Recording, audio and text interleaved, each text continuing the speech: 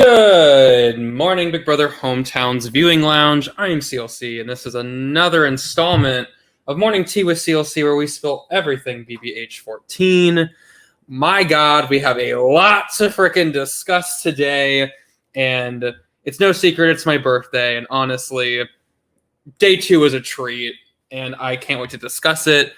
I am not here alone. I have 2 new guests to the show.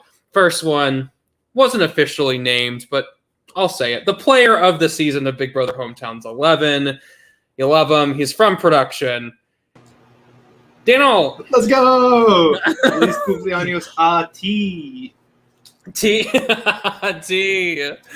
And as we wrap up the Plague HOH round, I think it was only justified to bring someone who has won the Plague HOH. You know him from Big Brother Hometowns 11. He might be the key holder villain, but he's our hero. Lee Farrell. And I am not the player of the season of BBH 11. You are not. No. I was like, who's Carl going to bring up? Who's Carl going to bring up? Yes. Daniel, cool dad. Let's go. So, I want to start this off just kind of like a general theme, like, this is round 1. So typically, what do we see in a good round 1 HOH? Kind of what do we typically see in this for the first HOH, in this case, Jabbar, to set himself up for a deep run into this game? Kind of what do we typically see? And that can be to Dan or to Lee as the first HOH of BBH 11. Well, I can say in my case, I probably had it even harder than Jabbar because I had less options because some people were safe, some people weren't safe. So I actually think Jabbar had an easier task here in that you had 2 people who the house was targeting. Neither one of them even got the safety pull. So you have a very easy task of just nominating them. He's not close with either one of them. And that be done with it. But Jabbar being Jabbar, that's not what happened.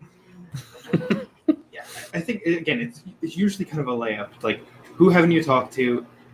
You can put them up without any kind of risk of any blowback because everyone's going to be on board because it's not them. No one wants to be the first boot. It's a good opportunity for you to build some strong connections and start to figure out what is your future because you don't want to be the person who you're not competing for HOH next week. So you want to make sure you're getting yourself set up. But not all things, just because you should do something doesn't mean you will do things, and I think we found that out yesterday. Yeah, let's hop into it. I would say last night so I would say on day 1 when Jabbar was crowned head of household after winning the Plague, he was doing a great job. Was giving people who he was close to safety, being like, you're good, nothing to worry about, and really landed on 4 targets, putting up the 2 house targets. Allie and Julia just hadn't been around. Everything going smoothly. Then we get to day 2. Day 2, we have our POV. It is categories where we have the HOH Jabbar, the nominees Allie and Julia competing along with 3 people chosen by random draw, which were Robert, Daniel, and Danielle. In categories, Jabbar comes out on top, wins the veto, and the house basically starts already talking about the vote. They go, oh, it's fine. The noms are locked. We're fine. Let's talk between Allie and Julia. When in all reality, Jabbar has other intentions in mind, and let's talk about that. So I'll go to Dan first. Dan, what's going through Jabbar's head right now? So, I mean, I completely appreciate Jabbar. He is just like a kind individual, and I think that has made it very clear throughout the entire round. He felt bad about nominating both Allie and Julia. I don't think he loved not getting himself that he was HOH and having to make these nominations, even though it's the easiest round to be HOH. But if he's having trouble right now, it's going to be a long season for him. That being said, Julia did reach out to him, and she gave a really nice pitch. It wasn't anything revolutionary, but she said, like, hey, I don't play many of these games. This is my first type of game like this, and I'll focus in on that sentence. Type of game like this, not first game ever. And I'd love to be here. Just let me know what you think. And he was like, wow, what a pitch. And this is more than I've heard from some other people. And I think the wheels started turning.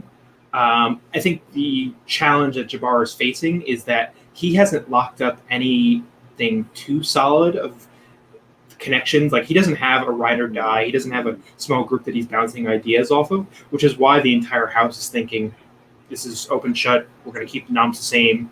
But while his wheels are turning, he's making other plans, and I think we'll talk about that.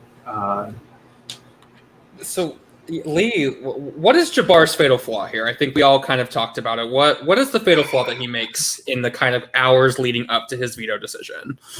Well, I have two things that I would say. First, one is not just in the hours, is that as the HOH, he didn't really take any time to subtly remind the 13 people he kept safe that he kept them safe and he would like to work with them. And instead, the game was going on around him and people were making plans without him. And in fact, he got added to a group chat of people who wanted to work with him, and he's not very happy about it. And so that was one thing I see as his flaw. But the big flaw of all of them is that he considers backdooring Nikki. Then he tells people he's considering it, tells the wrong people, Robert especially, who we'll get to, and it spreads like wildfire. And at that point, Jabbar should have probably just gone ahead and done it. Because he knew it was, I don't know if he knew it was going to get around, but once you've put that out into the universe, you might as well go ahead and do it. But still, he kept his cards too close to the chest. He only told a few people. And then I don't want to get too far ahead, but his reasoning was that Nikki had been really inactive and hadn't talked to him. And then it comes out that he had actually ghosted Nikki and kind of left her on red when she starts talking to people. And we'll talk about her play there too. But I think that this is all just a house of cards that's going to come tumbling down for him, maybe as early as next round. Absolutely. And let's get the comments. Crystal Jabbar got so messy. Mitchell Stokes. Literally, am I on crack? Oh, and then am I about to veto my own nom are literally the words that come out of his mouth almost instantaneously after winning this veto. So for the people who didn't necessarily follow the timeline of events that happened yesterday, Jabbar wins veto, basically messages house chat going, am I on crack? Am I about to veto my own nominee? Then calls RT and is like, I'm considering, taking off Julia. I've talked to her a lot more than other people. I'm thinking about it. And RT goes, okay, well, who are you going to use it on and who would you save? And who would you put up? And then he lets him know, hey, I would take off Julia and I'd put up Nikki. RT loves that. RT is not very close to Nikki at all, absolutely, and is close to Julia. Absolutely wants to push this narrative. And we'll get into Abby and Allie a little bit in a second. Early on in the day, Allie has some delusion. I don't know what's going on in her head, but she thinks she has 3 locked votes against Julia. I could not tell you who those people are. I could not tell you what conversation she is having, why she thinks that. But she tells Abby, hey, I got 3 locked votes no matter what. Abby then tells her people, including RT, and RT takes this opportunity to be like, Jabbar, if you want Julia to stay, Allie thinks she's got 3 locked votes. So if you're going to leave the nominees the same, Julia might go home, and that's not what you want. That gets Jabbar thinking, oh, shit, maybe I should do something. So he leaves the call with RT and messages 8 people like, hey, you want to chat? Want to call? He calls, let me see here. He called Robert and Erica and Daniel to tell them all, hey, I'm thinking about putting up Nikki. He ends up not doing it. But the big one I want to talk about here first is his call immediately after RT. He goes to Robert and tells him the whole thing. Let's talk about this call with Robert. Dan, what are the big takeaways from this call with Robert? I mean, the thing that was surprising to me was Robert. I was like, you have nothing with this guy, and then you're this is where you're gonna choose to just let it all go. He didn't go. The people I think Jabbar is closest with from this game alone is Daniel, Courtney, Danielle, Jack. He calls Robert and just airs out this potential idea, and I think we all have talked about the threat that Jabbar brings to this game. He is just a big presence, and I said in the Discord, if he played a super under the radar, made easy moves, it's a 5 out of 5, perfect week for him. Instead, he wins out the week, starts airing out his laundry of potential big move itis at final 16 to Robert, and it's you don't know where Robert's head's at, and he shares this idea, and Robert I think does a nice job of. We'll talk a little bit more about Robert's game. I think he had a standout day, but Robert kept it to his chest, and that's great. But started telling some other people. But it was just like really suspect to tell Robert of all people out of nowhere, and to ultimately not go forward with it. Yeah, And I'm just gonna say, I think whenever Nikki watches this back, and I really hope that she catches on to these things, but the way that Robert and Erica both reacted to this potential plan, the round one should be very easy. Just go along with whatever the HOH wants. And the way that they did provide a little bit of hesitation here, I think that kind of goes along with some of Nikki's social game that's almost inadvertent, in that she does meet people, and those people will die for her for no reason at all. And that I think Robert and Erica have a lot to do with why Nikki is safe right now, whether they know it or not. And I really hope that Nikki is able to continue this trajectory of making more connections. I think that she started round one very slow. But if she has one person to thank this round, it is Robert Rigler, of all people. I would have never thought that. But he, and I thought about this earlier, as soon as Jabbar goes to Robert, and I think back to day 0, isn't it, that Robert tells Nikki that he is such a fangirl for her. Mm-hmm. And I have seen Robert Rigler fangirl for people that he has played with, Angelica, other people that aren't in this game. And it's a very consistent trait of Robert that he will die for those people once he's kind of told them, I'm a fangirl for you. And I just hope that Nikki can find out sooner from people that she trusts what the plan almost was. But I also hope that the people who Jabbar supposedly trusts find out that he was telling all these other people the plan and not them. Yeah, there are so many like while we were having, like, in the words of where's Blizzard's comment? Did I miss it? Oh, it's right there. I wasn't really having heart attacks because I'm not that connected to Nikki. I know a bunch of people in the VL were like, "Dear God, don't do this." I wasn't having. We have not even hit even 20% of what's about to happen, because Lee touched on it. Half the house doesn't even know about this backdoor plan. Half the house doesn't even know that Nikki was even potentially going up, including Nikki.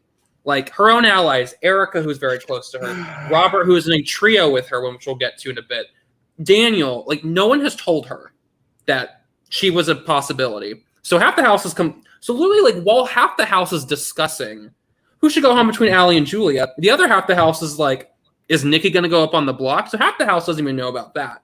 Mm-hmm. But then there's another piece that I want to get into. So as soon as Robert knows, he spills everything to his number one, Angelica. Absolutely. And Angelica kind of goes around trying to figure out who all knows about the plan. Who knows? Like, how many people are in on this? Because Angelica's a very smart player. And she touched about it even about this upcoming vote, which we'll get to eventually. She wants to know who is the first people to figure out this plan. She wants to know who's in on it. She asks RT, "Hey, do you know what's going on today?" And RT spills the whole plan to her, being like, "Hey, I think Nikki might be getting backdoored." And that's when she puts 2 and 2 together. RT had somewhat of a say in this, which is true and not true. Jabbar was always going to put up Nikki if it came down to it. RT did encourage it and said he should do it. Obviously, Jabbar ultimately does decide not to use the veto and leave the nominees the same. But the fact that RT knew, and Angelica clocks and goes, RT somehow is involved in this, which is true. And she talked about it with Robert, and that's going to get out, and it's going to backfire on RT, regardless of how much he actually was involved in this. People know about RT and Nikki's history. Like, there's no denying it. There are people in the sequester community who know about the drama that really doesn't involve them too directly. No. People are aware of that, but Angelica is one of those people who knows about it and is definitely kind of piecing those puzzles together and is realizing RT is a big factor in this game. Mm-hmm. So we've got a lot of things coming together that's going to explode and possibly fracture this house into many different directions. Does anyone have any other thoughts about kind of where this might go? Yeah, so one thing that I've learned about hosting, viewing, playing with Angelica is that Angelica is very privy to this drama that has kind of set up this RT versus Nikki war. And if there's one thing I know that annoys Angelica the most is when people bring stuff outside of the game into the game that they're playing. And it's really going to set her off, I think. And I think that's really going to be the thing that makes her not trust Ryan in this game. What do you think, Dan? See, I think honestly, like I actually think Angelica is probably the savviest player we've seen in this game so far. Just the way she's maneuvering things. Some blunders aside. That being said, I do think she is one of the driving forces of this out-of-game narrative that the two players that are being discussed are not really discussing. So I think that is unfortunate because, again, from my perspective, Ryan and Nikki have not really directly addressed that matter, and as a result, I don't think it actually pertains to the situation. Clearly, within the Ryan Nikki conversation, it's just not there on both sides, and I think that is more of an influence. Particularly if you look at Julia on the block has a strong relationship with Ryan, and I think that is probably what is driving Ryan's decision with Jabbar. But again, I don't want to spend much more time discussing that than it's worth. I think ultimately, though, Carl, to your point, RT probably suffers because he had at least a finger on the pulse of this decision and an overwhelmingly bad decision or a game idea. So I think we'll see the ripples of that going forward. But that's really where it ends when Vito gets locked. I will say if Nikki is able to rise into power, which that would be such a sweet outcome for round 2, people will rush to her with what almost happened, and she will have 2 very easy nom choices right in front of her. Absolutely. And to her credit, she has picked up on there was something sus going on. I think she was kind of seeing the flow of information and at times the lack of flow of information. So I think she recognizes Jabbar is not in her corner, and she's working other angles, and definitely can appreciate that from her.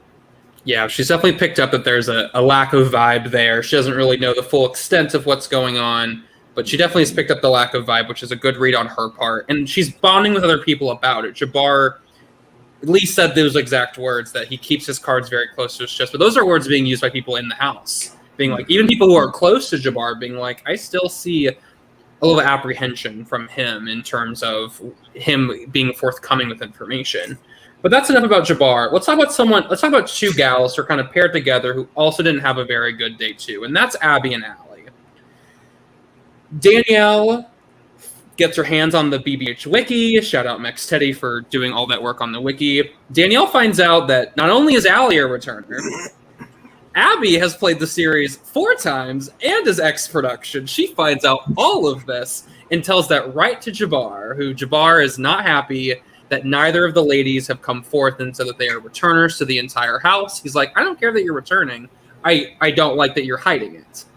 And that has become a big storyline of like, oh, they're 2 returners. Are they bonded together? What's kind of the deal there? And what's not helping is that Abby has been very vocal about wanting Allie to stay this week, wanting Allie to stay against Julia. She has told that to RT, told it to Daniel, told it to Tommy, and that has spread.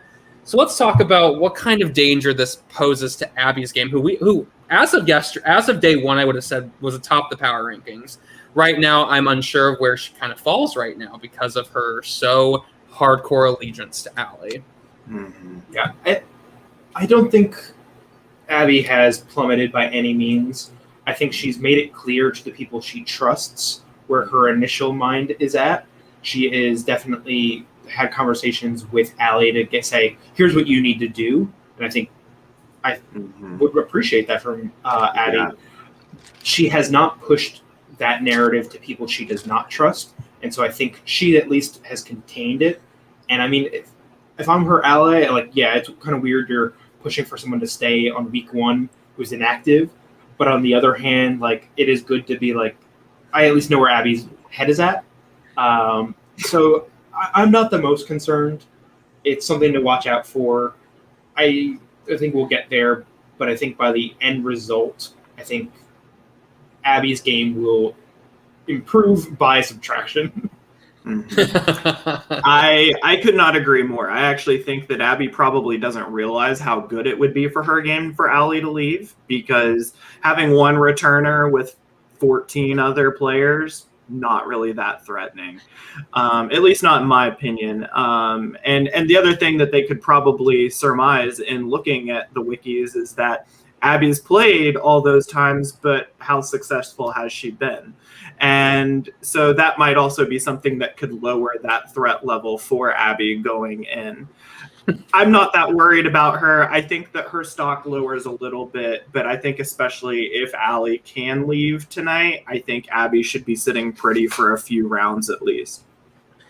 And to be completely frank, I don't know who's leaving tonight. Had you asked me last night, I'd say probably around 8 p.m. Eastern, I would have said, "Oh, Allie is leaving 1,000,000%." Mm-hmm. Julia has put in the work consistently with the people. She has people in her corner like Daniel, RT. There are people who are actively going to fight for her. Last night, Julia was not feeling well. She kind of took the night off. Allie, on the other hand, went around pitching to people. And now with her connection to Abby, and we'll talk about kind of some alliances that we have 3 official alliances, I believe. Yeah, 3 official alliances, and possibly a 4th one coming earlier on today. The people that make up those alliances might actually drive this in the opposite direction. No clue as to who is staying today. Today is going to be a very crucial day for Allie and Julia, not only to stay, but to have some kind of longevity in this game. Mm-hmm. So I'm intrigued to see where that conversation goes.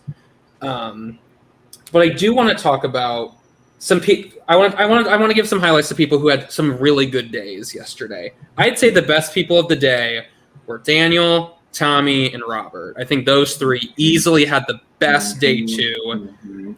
Does anyone want to talk about anything done specifically with them? Like, want to give them some special highlights? Because overall, just a great social day for all 3 of them.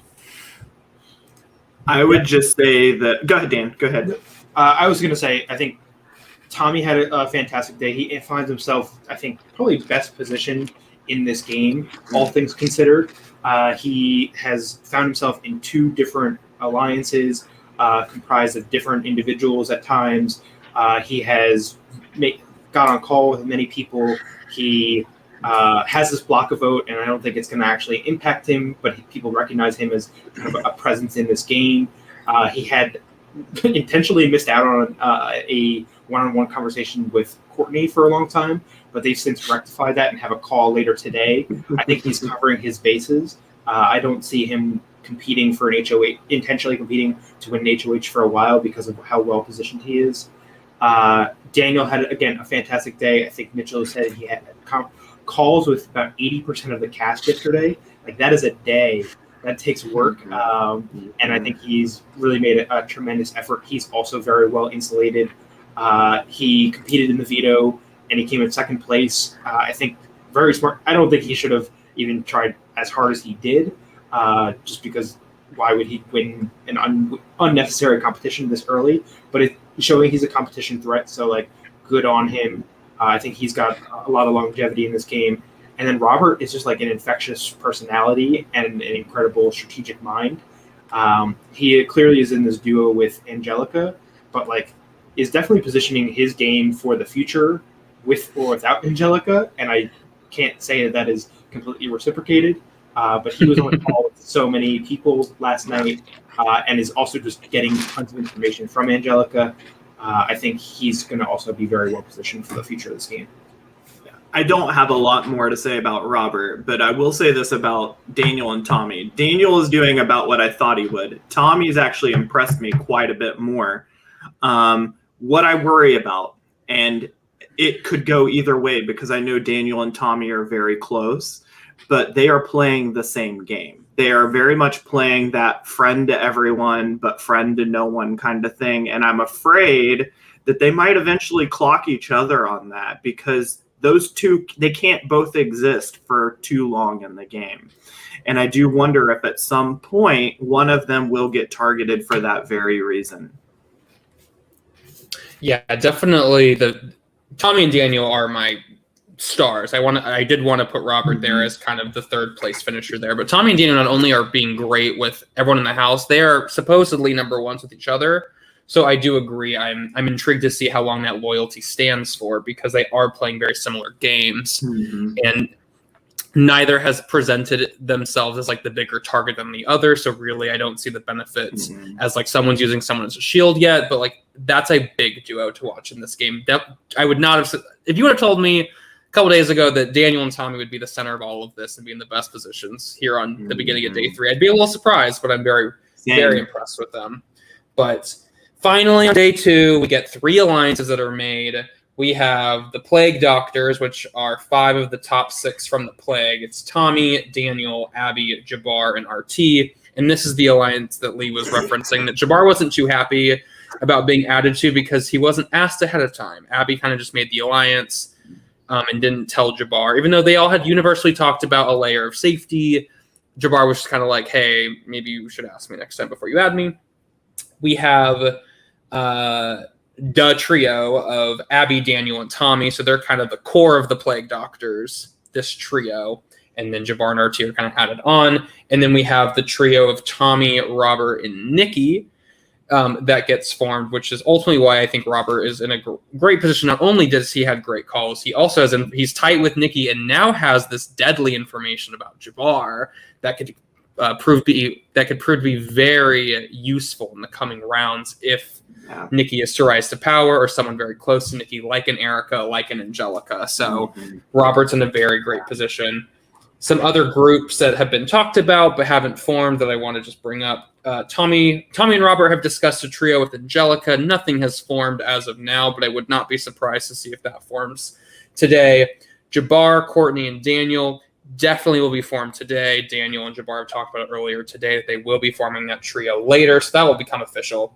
And then the other foursome that Tommy has been proposing is Tommy, Daniel, Abby, and then adding in Angelica.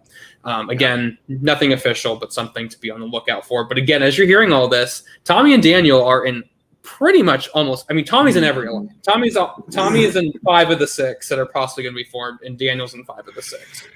It's impressive. It is, or Daniel's in 4 of the 6. It's impressive how integrated these two men are, and hats off to them.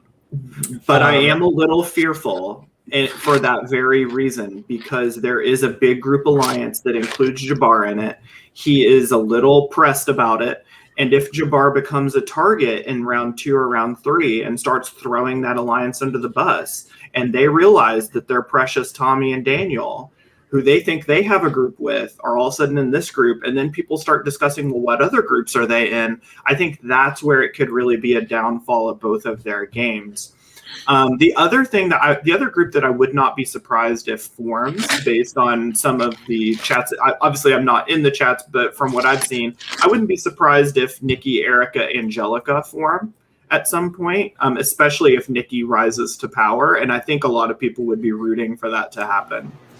Yeah, and Angelica's spoken a lot about that. I think she has some question marks about Erica and Erica's true allegiance, whether that's to Nikki or whether that's to RT. And I think she wants to suss that out before making anything final. But I know both Angelica and Robert worked together in their previous game, and they essentially just ran trios, quads of overlapping concentric circles.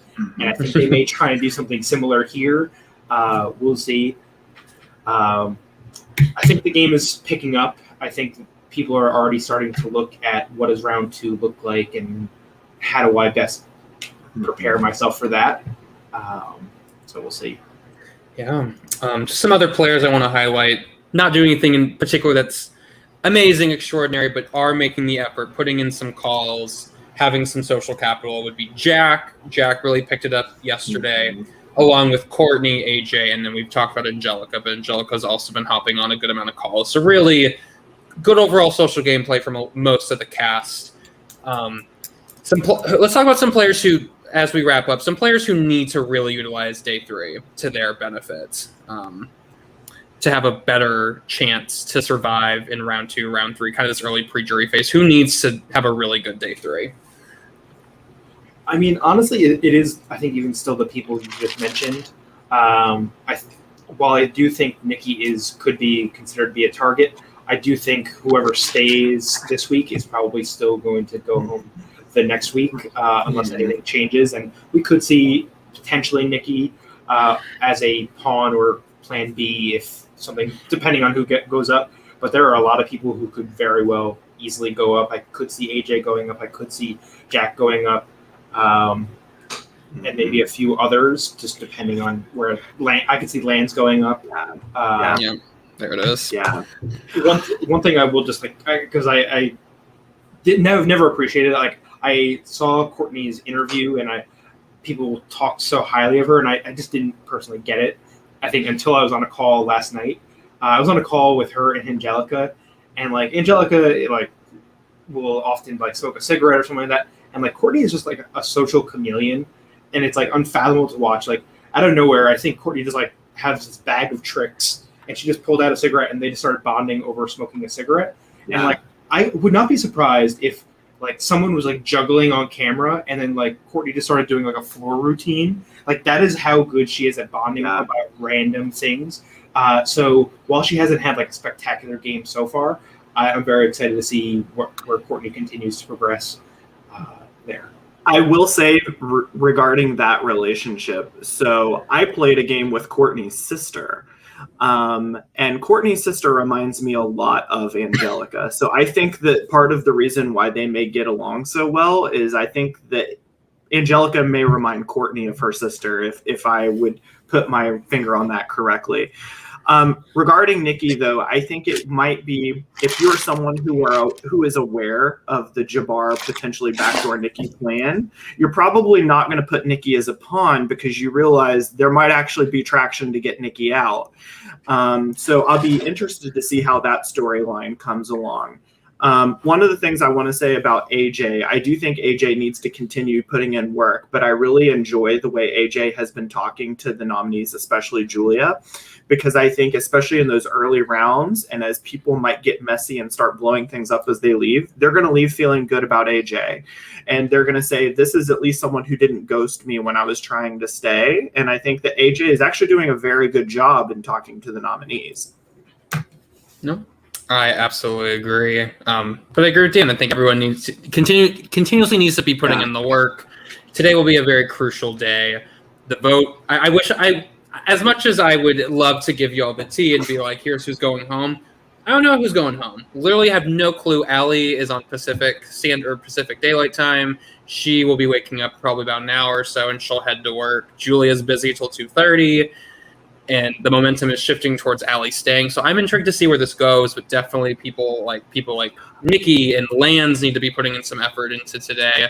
And the right winner tomorrow could absolutely shift this game, this whole game's direction based on if this information about Jabbar gets out, and it could completely change the game. Do we have any final thoughts about things you want to talk about that happened on day 2? I don't have anything, but I'm not sure there's something you wanted to highlight about someone in particular. Just the last thing I'll call out is we got a message from RT at about midnight saying, new plan, I'm going to make Tommy steal my vote and try and split the house, forcing a 6-6 tie. How he's going to make this happen, I'm not too sure. I personally would love to see it from a Team TV perspective. But I mean, it's a nice idea in that he didn't vote, so he's clearly in the middle. But will it happen? Not sure, but it would be fun. I also want to say, I was thinking about that too, but this made me think last night about whenever you are the first person that gets your vote stolen and you decide, what are you going to do with that information? Are you going to share that your vote was stolen? And I think that is really going to present an interesting mechanic, and that so many people are going to be able to lie about their vote, whether they had a vote or not. If someone comes forward and says, my vote was stolen, you may be telling the truth in one moment, but it only takes one other person wanting to be chaotic and saying, actually, no, my vote was stolen. And it could throw your entire credibility into question. And I think that RT is a player who, whether his vote is stolen or not, he could come forward and start saying this stuff. And that could really become a subplot to this entire game. Absolutely. There is a lot of game left to happen. So this is really brewing up to me, and I'm not saying it just to pander to the viewers. This could be a great season on our hands. There are so many fractures I can see happening depending on what gets leaked and what happens or people lie. I am so looking forward to what day 3 and the future holds. I do want to be accountable. The trio of Tommy, Robert, and Nikki is called Kinky Boots. I just want the viewers to know what it's called because I feel bad if I didn't say it. But I think that's all we have for day 2. So I will catch y'all back here tomorrow. Well, you'll catch me back here tomorrow at 10:30. Who will be here? I don't freaking know. It's a Russian roulette of who will pop into the StreamYard. But for myself, Dan All, Lee Farrell, that is it. See y'all tomorrow. Bye.